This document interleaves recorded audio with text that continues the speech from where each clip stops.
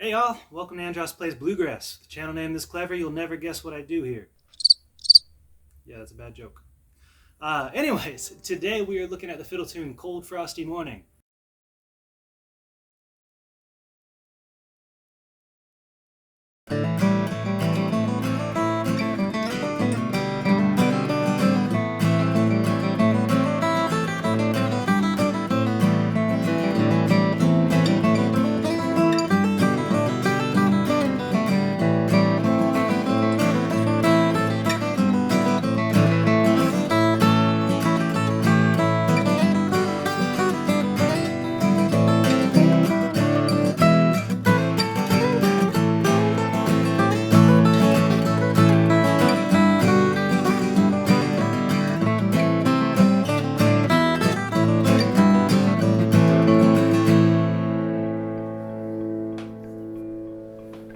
If you like what I'm doing, give me a thumbs up, subscribe if you want to see more. If you don't like what I'm doing, leave me a comment and tell me what I can do better. Alright, so this tune, Cold Frosty Morning. First thing we want to do when learning it, learn the chords. Let me play through the A part, I'll call out the chords as I play them, I'll show them on screen too. So, 1, 2, 3, 4. A minor, G, A minor, G, A minor, G, A minor, G, A minor. Right, so that's twice through the A part. And like most fiddle tunes, this follows that good structure of A, B, B. On to the B part, a little bit confusing because we're starting off with an A major, even though the rest of the tune is pretty clearly in an A minor. Play through it, I'll call out the chords, show them on screen. It'll be a good time. Ready? A major, G, A minor, C, D, E, A minor, G, A minor. A major, G, A minor, C, D, E, A minor, G, A minor. Alright, so that's the chord progression. Important to learn it. If you're playing it at a jam, you're going to play that chord progression a lot of times. If you're playing it by yourself, then it's good to know where you're at in a tune as you're playing something for yourself. It's a lot of fast chords. It could take a second to get used to those changes, but you'll be able to nail it. Play at a slower tempo if you need to, you know. This is one of those tunes that, being a kind of minor sound, actually sounds really good slower. Let's talk about the melody for the A part. The way that I learned this tune is I just would have listened to maybe a dozen or so versions of it on YouTube, on Spotify, wherever. I'll link a couple in the description because I found them to be really cool and inspiring for me. But I sort of distilled down the most simple version of the melody that I could. Some people call it the skeleton melody, whatever you want to say. And for the A part, that skeleton melody goes, at least to my ears, something like this.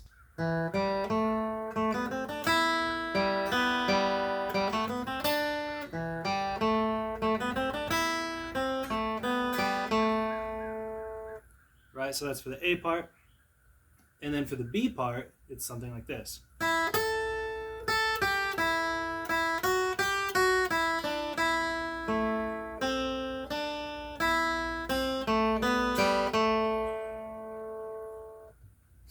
Right, so that's the skeleton melody. That you should play as many times as you can stand. The goal is to get that melody kind of just stuck in your head.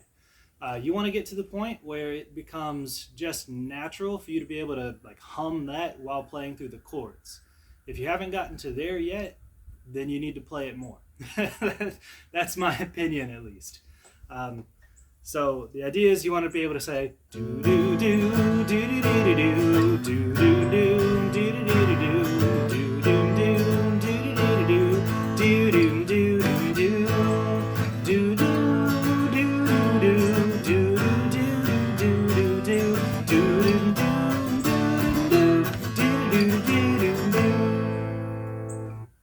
And notice that what I was doing was actually a little bit different than that skeleton melody. That's sort of the key to improvising on a tune is if you can kind of voice it, then given a little bit of work, you'll be able to figure out how to play it on a guitar. That's sort of the eventual goal for any improviser, I would think, is whatever kind of melody you think of in your head to be able to stream that through your instrument just as easily as you could your voice. Alright, so this is editing me, and I realize that during this next segment, I sort of just rambled on and on. So rather than do that, I'm going to get more to the point. What I was trying to get at is to say that taking some melody that you can hear in your head and possibly voice can be difficult to do on your guitar, but it becomes much easier if you're able to limit your note selection based on a specific scale.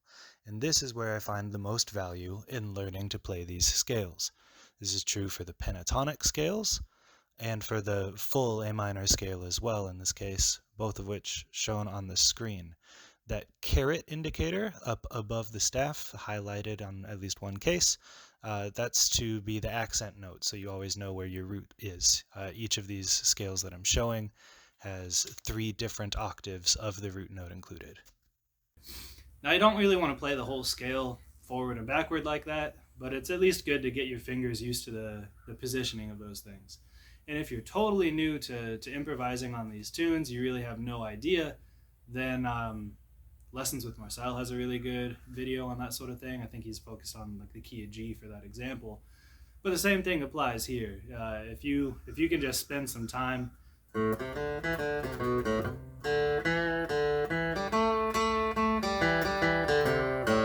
just sort of messing around with the notes in that scale until you can piece something together that sounds okay, that's going to be your first step towards being able to improvise, right? And when I look at this A part, the way that I look at it is the first 2 measures are really sort of your core melodic statement for this tune. That whole where we're kind of just climbing up that A minor scale in a way. We're starting on this E and ending on this E. It's, I don't know, to me that really stands out and just says like, this is the tune Cold Frosty Morning. So if I'm going to mess with those first 2 bars, really all I'm going to do is add in a couple of eighth notes, right? So instead of it being something slow, I'll do like, I don't know, just to add in a couple of little flavor notes, right? So that it's a little bit more busy. The next 2 bars is where you get a lot more freedom. In my picking around on this, I just, I'll put on a backing track and just play along. That's sort of how I prepped for this video. I found that really you can kind of play whatever you want as long as you're playing, notes that jive over the G chord and or maybe part of that A minor scale. It's going to sound pretty good, and it's still going to sound like Cold Frosty Morning if you're hitting that core melody from the first 2 bars correctly. So you'll notice in that intro that I did, I played something like that for one of them, and something like this, like a real common bluegrass lick where you do this slide. Neither one of those are anything like really the core melody, but it's fine because those 2 bars are really encapsulated by the core melody, both before it and after it, right? Because the next 2 bars, bars 5 and 6, are a repeat of that initial core melody, right? So you maybe want to restate the way that you did it. You maybe want to throw in that whole A minor chord, right? So instead of just going, you could do like, right, get a strum in there. You can maybe do some cross picking in it. It's a pretty good spot for that sort of thing, right? But I think that the basic idea is that you want to have,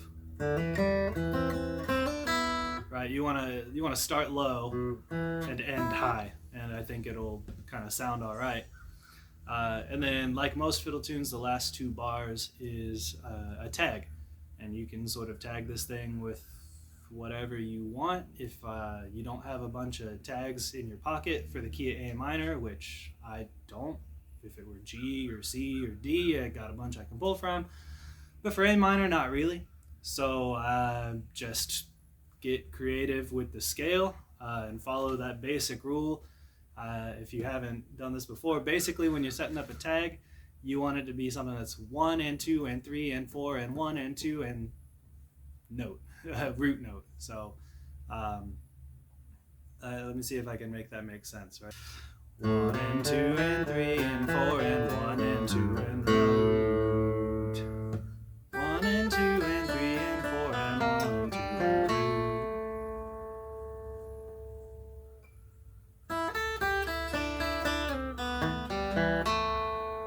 That's a good one. 1 and 2 and 3 and 4 and 1 and 2 and root. Right? So something like that. There's a tag. Is it the coolest thing ever? No, but it resolves the song and it'll fit within those 2 bars pretty well.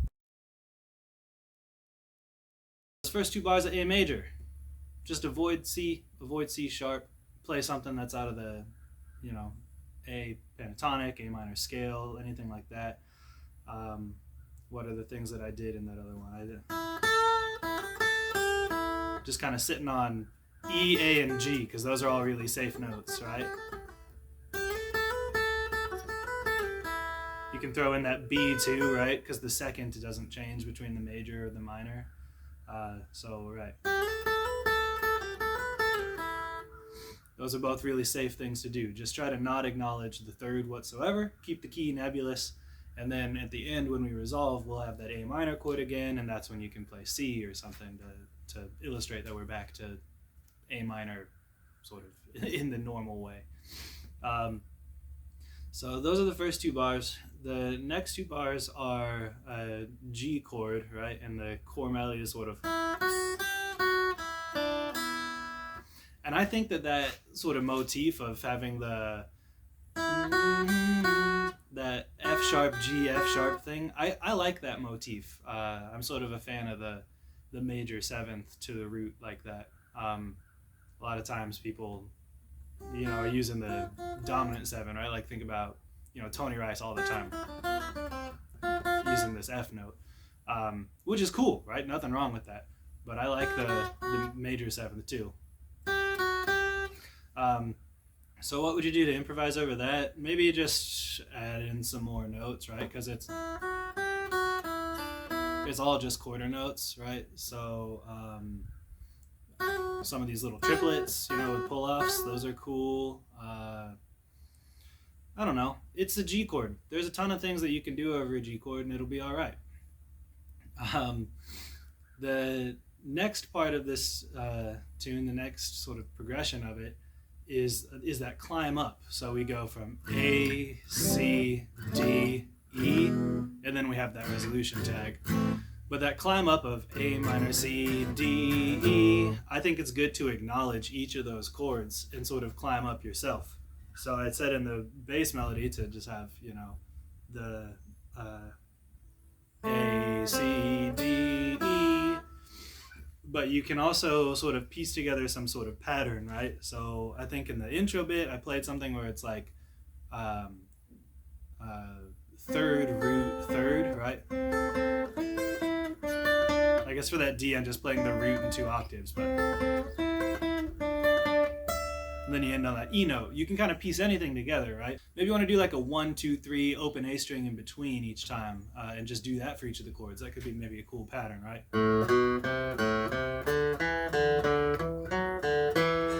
End on that E note, right? So I don't know.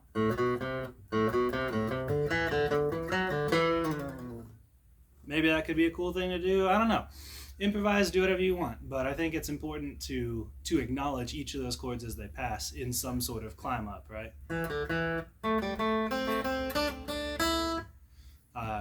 It's good to mirror that.